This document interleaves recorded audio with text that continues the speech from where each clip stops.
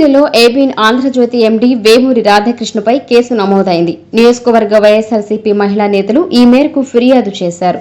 ఇటీవల ఏబీఎన్ ఛానల్లో వైఎస్ఆర్సీపీ నాయకులు మహిళల పట్ల అవమానకర వ్యాఖ్యలు, తప్పుడు ప్రచారాలు చేస్తున్నారని మహిళా విభాగం నియోజకవర్గ అధ్యక్షురాలు రామతులసి, సీనియర్ నాయకురాలు ధనియాల రాధ, పూజారి లక్ష్మి, జలగం కామాక్షి తదితరులు ఆరోపించారు. ఇటువంటి చర్యలు సమాజంలో అపోహలు సృష్టించడమే కాకుండా మహిళల గౌరవాన్ని దెబ్బతీసే విధంగా ఉన్నాయని మున్సిపల్ మాజీ వైస్ చైర్మన్ చేతరాజు బాలయ్య పేర్కొన్నారు. మీడియా స్వేచ్ఛ పేరుతో అసత్య ప్రచారం చేయడం సరికాదని, ప్రజలను తప్పుదోవ పట్టించే విధంగా వార్తలు ప్రసారం చేయడం సరికాదని అన్నారు.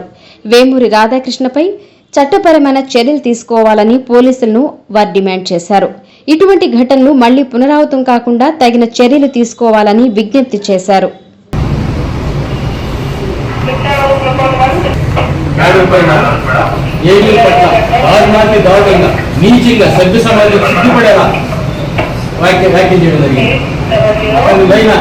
చట్టపరంగా తగు చర్యలు తీసుకోవాల్సిందిగా మేము రిపోర్ట్ చేస్తున్నాం మేడం. దాని మీద చట్టపరంగా చర్యలు తీసుకోవాలని డిమాండ్ చేస్తున్నాం.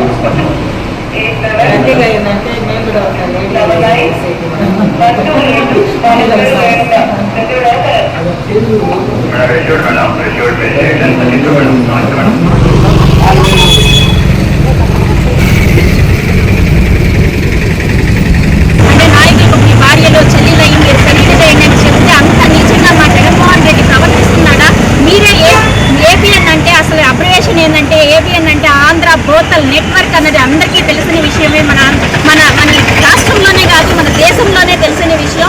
మీరు బ్రోతల్ పని చేస్తున్నారు, మీరు బ్రోతల్ నెట్వర్క్ పెంచుకుంటున్నారు. మీరు బ్రోతల్ పని చేయకుండా ఇంతంత ఇంప్రూవ్ అవ్వలేదు. కానీ మీరన్నీ చేసేటివన్నీ చేసి మీరు చేసేటివి మేము చేసామని చెప్పడం ఇది ఎక్కడి వరకు సమంజసంగా ఉంటుంది?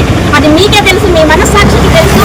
అదే మీకు అక్క చెల్లెళ్ళు ఉన్నారు, మీ కూతుర్లు ఉన్నారు. మీ కూతురు మీ అల్లుడికి చెప్పగలరా? రాధాకృష్ణన్ గారు మీ అల్లుడి దగ్గరికి వెళ్ళి మీ భార్యని చెల్లెలుగా భావించి ఇంకొకరికి ఇచ్చి పెళ్లి చేయాలి మీరు చెప్పగలరా? అది ఎంతవరకు సమంజసం అని మీరు ఆలోచించండి. కూటమి ప్రభుత్వం ఈ రాధాకృష్ణుడికి ఎందుకు ఇంత సపోర్ట్ చేస్తుందని అర్థం కావట్లేదు. ఈ రాధాకృష్ణుడు లేనిదే కూటమి ప్రభుత్వం ఉండలేకపోతున్నారు. బహుశా అదే లోకేష్ గారు ఆ రోజు అసెంబ్లీలో చెప్పారు, మా తల్లిని అవమానించారు. మా తల్లనే కాదు, దేశంలో ఏ తల్లిని అవమానించినా కూడా నేను భరించలేను, ఆ రోజు నేను ముందు అక్కడ ఉంటానన్నారు. మరి ఈ రోజు ఏమైంది? ఆ రోజు చెయ్యి ఊపి